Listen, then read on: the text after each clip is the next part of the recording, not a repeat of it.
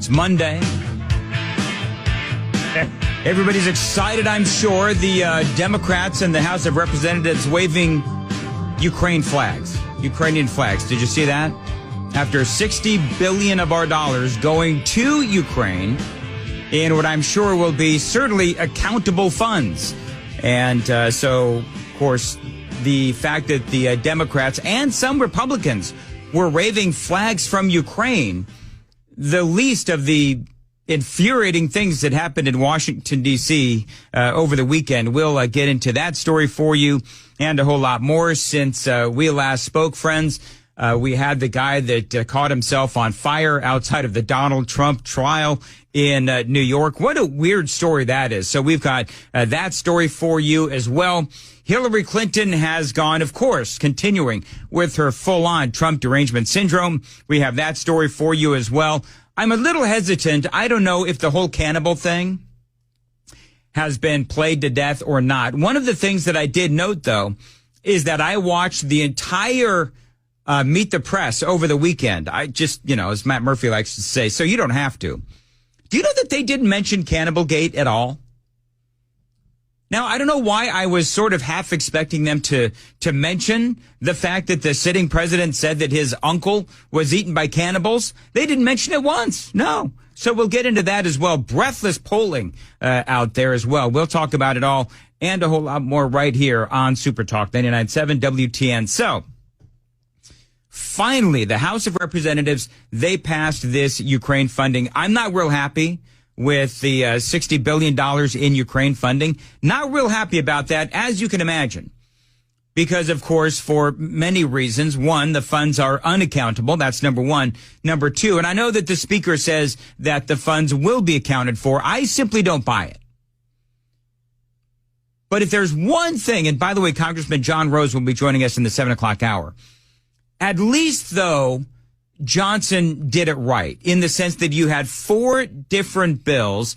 They were able to debate the bills as well. And they did it, if you will, the normal way, where you had all of these different bills. You have $26 billion for Israel. You have $8 billion, I believe, for Taiwan. And of course, TikTok has to be sold within a year or they're going to be banned in the United States. So you had the 4 different bills and, of course, sanctions for Iran and Russia and so forth. There's a lot of stuff in there.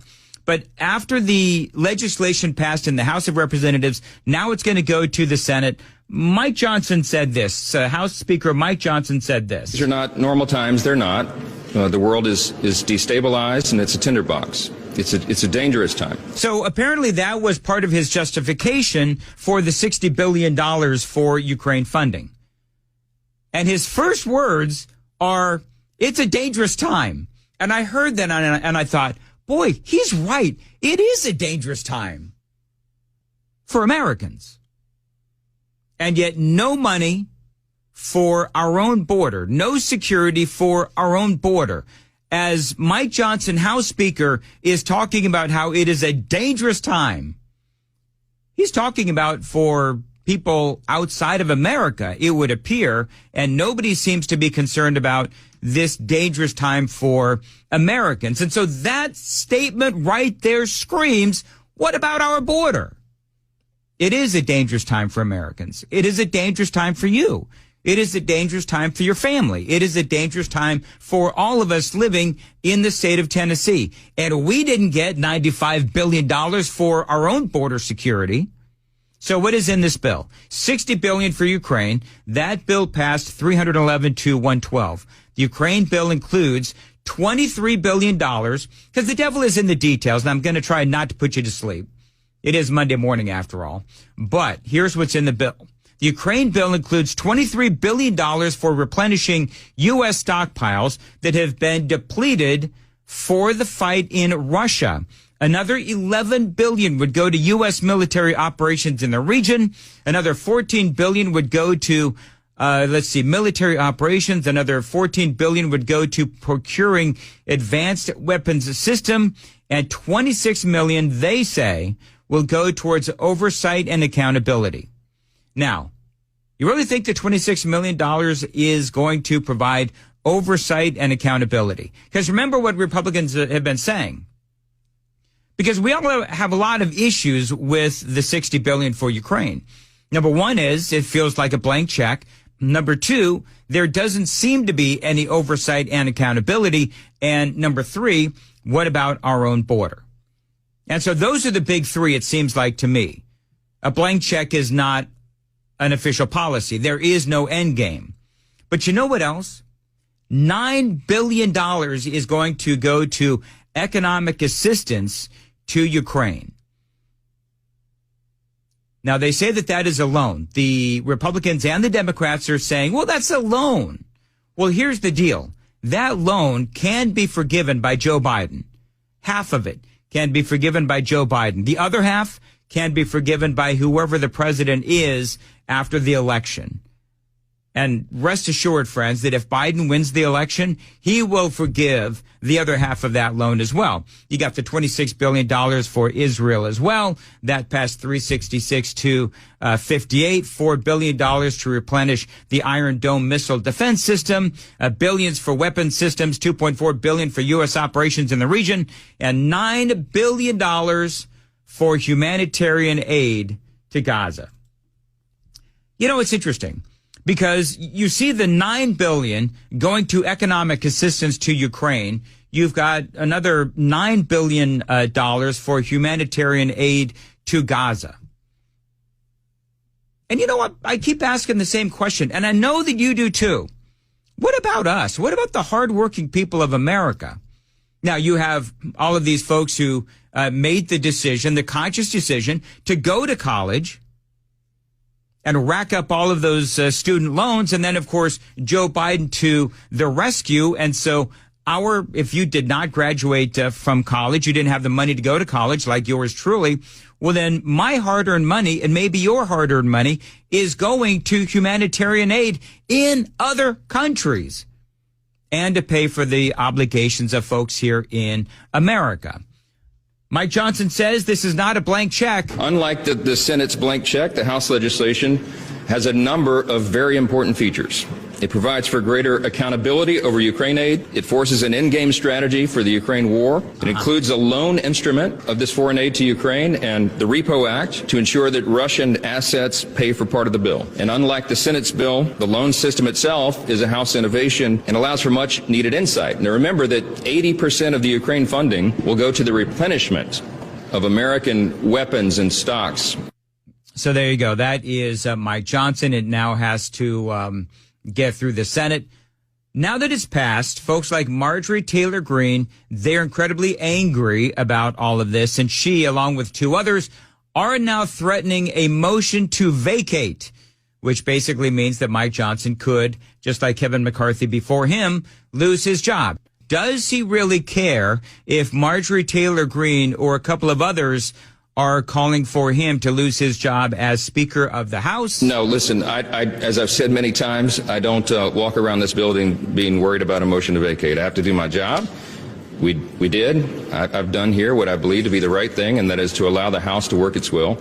And as I've said, you do the right thing and you let the chips fall where they may. So there you go. By the way, again, after this thing passed, I was so disturbed and irritated and angry to see that members of the House of Representatives were waving flags from Ukraine in the chamber.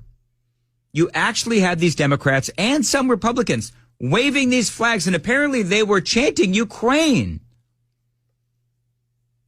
which, by the way, is a violation. Rand Paul tweeting this out. Ukrainian flags fly in the chamber of the United States House of Representatives as they vote to send more of your hard-earned money to a corrupt foreign regime. Again, Senator Rand Paul out of Kentucky posting on Twitter on Saturday. And just like that, they shout, Ukraine, Ukraine, while happily working to secure Ukraine's borders and not ours. Representative Andy Biggs, Republican out of Arizona, arguing that members of the House showed they care more about Ukraine than you. Democrats chanted Ukraine while waving Ukrainian flags on the floor of the United States House of Representatives. Biggs said on X, the Uniparty approved $60.8 billion more for Ukraine, while the U.S. quickly approaches $35 trillion in debt. Yeah. One more for you. For the swamp, it's Ukraine's first and America last, says Representative Dan Bishop, Republican out of North Carolina, said of the flag waving on X, gleefully waving Ukrainian flags as the American people suffer under Biden's border invasion. House Democrats are waving Ukrainian flags on the House floor as members of Congress vote to send nearly $61 billion more to Ukraine, says Representative Troy Nehls, Republican out of Texas. That is, he says, and I agree, disgusting. You know, one of the things that I'm going to ask Congressman John Rose is there anything within this legislation that you like? Now, I'm going to tell you that I do like the aid to Israel. I believe that they are a good ally of the United States of America, and they were attacked by terrorists. When you look at what is going on with Ukraine, it is a completely different dynamic.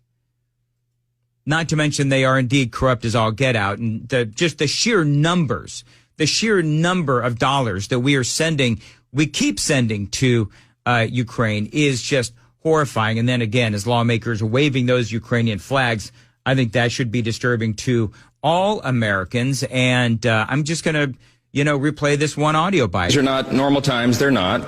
The world is destabilized, and it's a tinderbox. It's a dangerous time. It is. Yet apparently no one seems to care that it is a dangerous time for Americans.